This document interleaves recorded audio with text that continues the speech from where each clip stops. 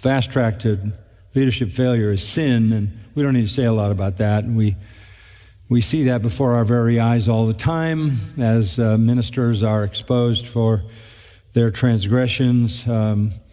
This is a hard world to survive in if you're going to live a second life, because there's so many people searching for your failures and willing to exploit them.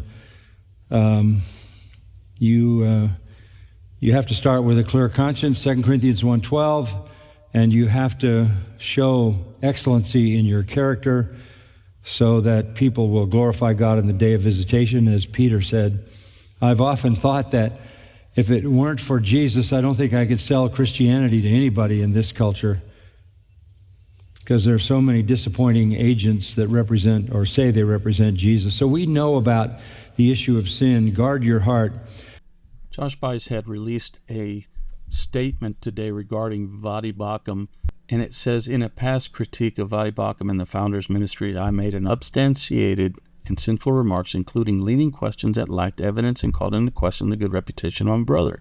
Voddie Baucham, I was deceived by the deceitfulness of sin and allowed myself to be led down a path that dishonored God and unjustly maligned faithful men and ministries through an unrighteous and critical spirit cloaked in anonymity. That's the issue, anonymity. He did not approach these men face to face. He did it anonymously through those fake accounts or those anonymous accounts on X and wherever, or fake emails, because now we know that he had been communicating with Julie Royce about this with Mr. Baucham concerning a medical bill GoFundMe deal that was brought up for him for Baucham's medical procedures, which was going to be a set amount, but he raised like a little over $1 million, I believe.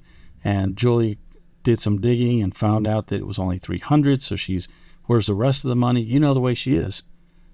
You know the way she is. And what surprises me is why Josh would even think about communicating with her. She's an enemy of ours. She is not in our camp. Why would he go to the extreme to go outside, especially to her? It makes no sense at all. You can't make, I've had this conversation with some very prominent pastors where I've actually said, you can't do that. You can't say that. You can't be with those people because you send totally confusing messages to people who thought you had certain convictions, and now you betray those convictions. Again, we just need to look at these leaders and just keep everything in perspective and focus ourselves on the Lord, because these are sinful men and they will fail you.